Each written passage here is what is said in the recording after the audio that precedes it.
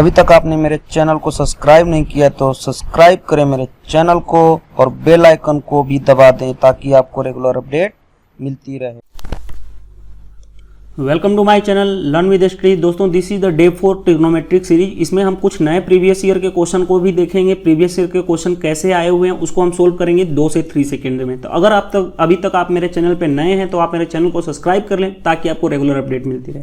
ये हमारा जो सीरीज है इसमें फास्ट कैलकुलेशन है कि कैसे आप 2 से 3 सेकंड में कर सकते हो क्वेश्चन को, इसीलिए मैं इसमें फास्ट करा रहा हूँ क्वेश्चन ताकि आपको जल्दी से जल्दी आपकी पूरी की पूरी मैं प्रीवियस ईयर के क्वेश्चन को कंप्लीट करा सकूँ। तो देखो क्वेश्चन कह रहा है कि थीटा, देखो ये क्वेश्चन आया हुआ है तुम्हारा 2014 के पेपर में एसएससी के एग्जाम में। तो क्वेश्चन कर रहा है कि theta is the positive acute angle. Theta positive acute angle का मतलब क्या है? थीटा लेस देन 90 डिग्री है। क्वेश्चन दे दिया कि 4 cos square theta minus 4 cos theta plus 1। क्या ये कुछ समझ में आ रहा है? अगर किसी को नहीं समझ में आ रहा, अगर मेरे को देखो तो मैं फिर से बता देता हूँ। 4 cos square theta minus 4 cos theta plus 1 is equal to 0। अगर आप पढ़े होते अगर a माइनस बी का होल स्क्वायर तो इज इक्वल टू क्या होता है? A square plus b square minus 2ab। देखो यहां से इसको लिख सकते हैं 2 cos थीटा का क्या लिख लो होल स्क्वायर माइनस, ठीक है। इसको मैं रफ कर देता हूं एक बार, ठीक है। ये तो समझाने के लिए किया था आपको।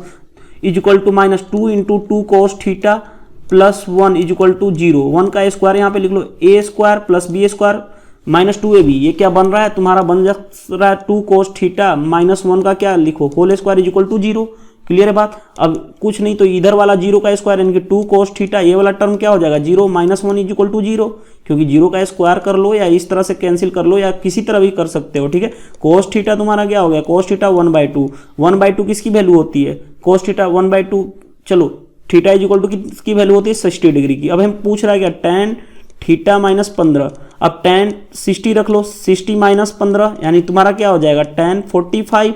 tan 45 की वैल्यू तुम्हारी क्या होती है? 1। तो इस तरह से तुम क्या लिख दोगे? आंसर तुम्हारा कौन सा हो गया? बी। अगर मेरे को ये करना होता है शॉर्टकट तो मैं क्या करता? डायरेक्ट 2 cos थीटा माइनस 1 का whole square is equal to 0। cos theta is equal to क्या होता? 1/2।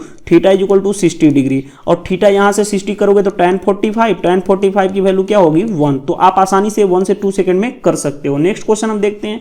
नेक्स्ट क्वेश्चन बहुत ही इंपॉर्टेंट क्वेश्चन है। भले ही आपको एसएससी सीएचएसएल के एग्जाम में 2014 में पूछा हुआ है, एलडीसी के पेपर में पूछा हुआ है, बट ये बहुत ही इंपॉर्टेंट कॉन्सेप्ट और कॉन्सेप्ट के साथ मैं पहले कॉन्सेप्ट बता दूं।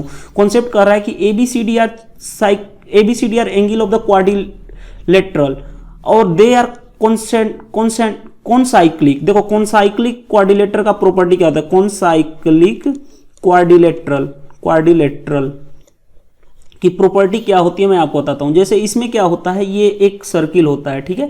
इसके 4 एंगल होते हैं, ये 4 एंगल होते हैं। क्लियर है बात? किसी को कोई प्रॉब्लम्स है? ये 4 एंगल होते हैं, ठीक है।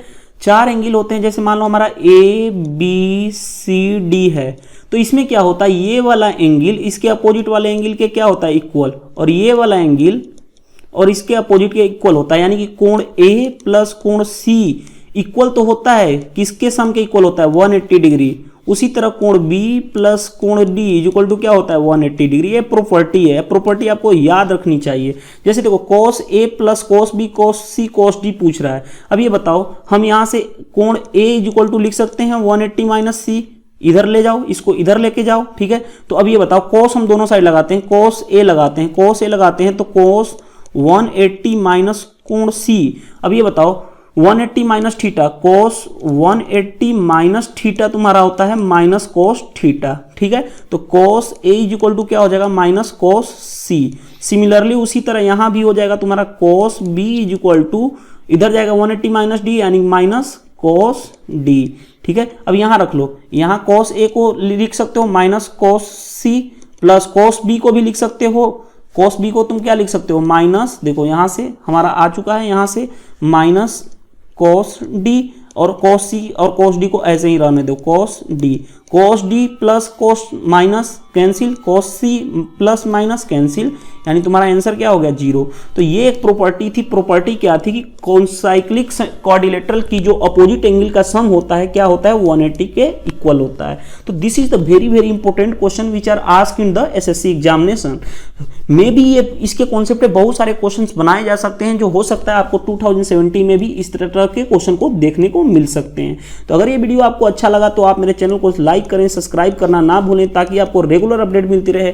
ऐसे ही मैं आपको डे की सीरीज चला रहा हूं ताकि मैं आपको पूरी की पूरी एसएससी सीजीएल से पहले आपका जो भी एग्जाम से पहले आपको मैं प्रीवियस ईयर के क्वेश्चन ट्रिगो के पूरी की पूरी सीरीज कंप्लीट करा सकूं, ताकि आपसे कोई भी क्वेश्चन 2017 में ट्रिगो के क्वेश्चंस में कोई प्रॉब्लम्स नहीं आए, क्योंकि लोगों को इसी ट्रिगो के क्वेश्चन से डर लगा रहता है। तो मैं वो डर निकालना चाहता हूं हमेशा के लिए। Thank you, bye bye.